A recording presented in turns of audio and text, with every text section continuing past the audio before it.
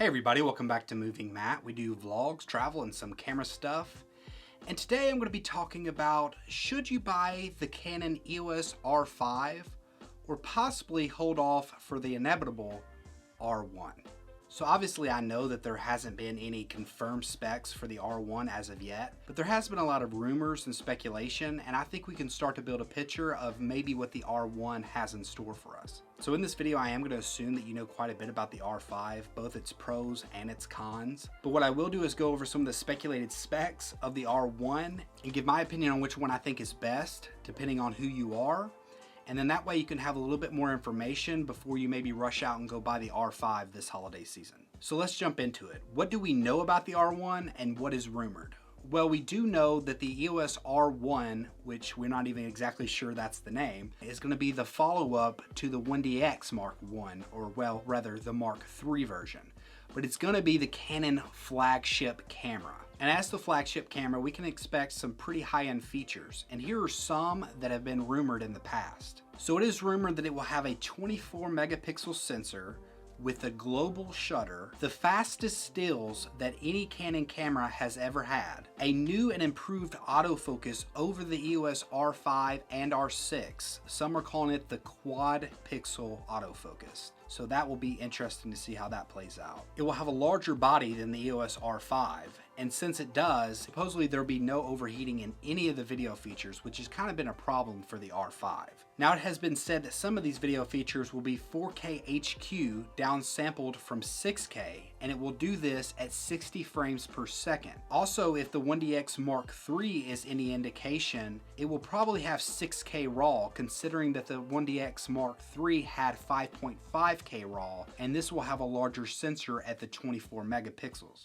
Another crazy feature that it will supposedly have is 20 stops of dynamic range, and it will do this by using the dual gain technology found in some of the cinema cameras like the C70. And finally, it will have computational photography, which is found in a lot of the iPhones today, which allows them to take multiple pictures and find the best exposure and dynamic range from all of them.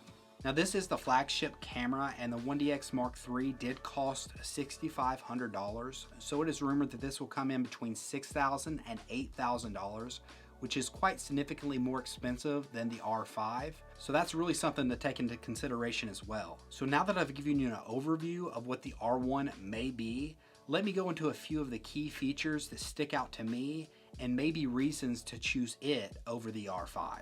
So the first key feature that sticks out to me is going to be that global shutter. And so I'm not a super technical guy when it comes to knowing about a global shutter, but from what I understand, a global shutter basically virtually eliminates all rolling shutter. So if you've ever seen video where the camera is moving fast and you see very warping motion, that is because it does not have a global shutter. It is very beneficial if you're shooting fast action, and the R1 will be a sports photography camera first, and so that is why they are adding it into the R1, or maybe adding it into the R1. So if you're not somebody that's shooting fast action scenes, you may not see as much benefit out of a global shutter, but I'm sure there's a lot more benefits that I am not aware of, but that's just something to take into consideration. Another key feature that sticks out to me is going to be that 20 stops of dynamic range. The functional stops of the dynamic range is quite a bit lower. That being said, if it's 16, 17, 18 stops of dynamic range,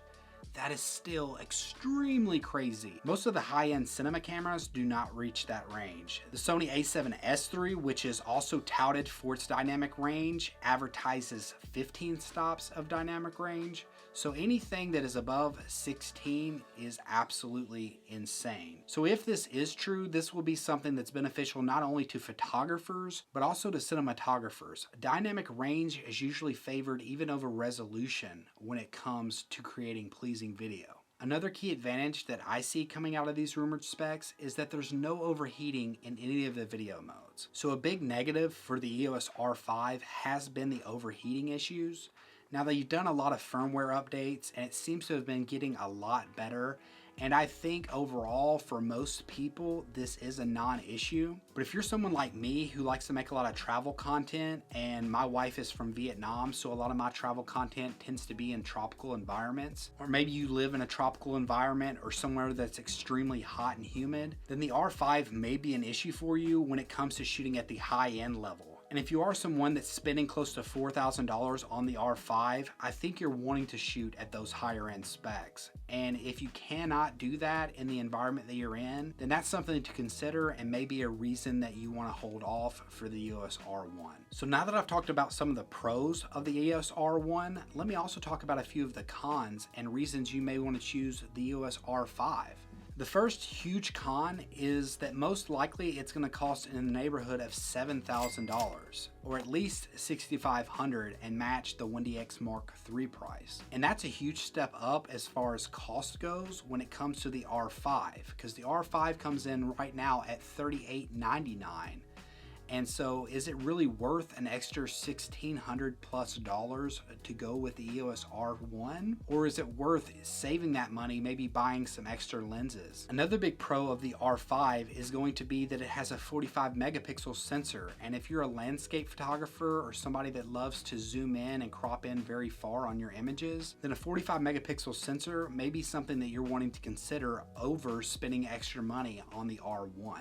Going along with that is the ability to shoot 8K and 4K downsampled from 8K. Now in my mind, I would pick the dynamic range, and I think 6K is plenty to be able to zoom in. But if you're somebody that just loves high resolution, then the R5 is probably going to be the better camera for you. So now that we've went over all of that, let me summarize it a bit and just kind of go straight to the heart of who I think that the EOS R1 is for and who I think the EOS R5 is for. So if you're someone right now in the Canon world and you need a new camera like right now, then obviously the EOS R5 is going to be for you. The EOS R1 is rumored to not be coming until at least the second quarter of 2021. So if you're somebody that's needing a camera right now, then by all means go for the R5. It's an excellent camera. Also, if you're somebody that thinks that a $6,000 camera is way out of your price range and will always be out of your price range, and the features that I just talked about are nowhere near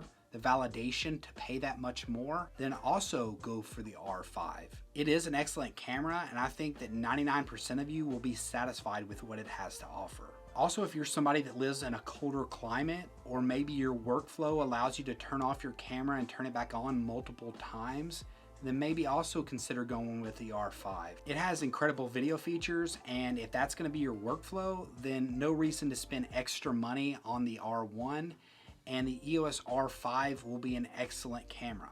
And finally, if you're primarily a photographer, or rather a landscape photographer, and you're not really taking very fast action shots, then the EOS R5 is probably going to be an excellent camera for you, and you really don't have to worry about overheating, because the overheating issues are mostly in those high-end video features. On the flip side, if you are someone that doesn't necessarily need a new camera right now and are willing to wait and see, then maybe wait and see at least until we get some confirmation about the R1 before you spend that money on the R5. Also, if you're somebody that's willing to pay extra for those features that I've mentioned, then the R1 may be something that you want to hold off for. If you're a professional photographer that mostly shoots sports photography, then also the R1 will probably be a better bet for you with the global shutter and the fastest stills of any Canon camera. And finally, if you are someone that lives in an extremely warm climate, or you primarily shoot in an extremely warm climate and you shoot mostly video, then definitely the R1 is going to be something that you should hold off for. So there you go. Those are some of my opinions. Drop in the comment section below and give me some of your opinions. I hope you found this video helpful when it comes to making your purchasing decision. And if you've liked this video, give it a thumbs up and consider subscribing. And until next time, peace.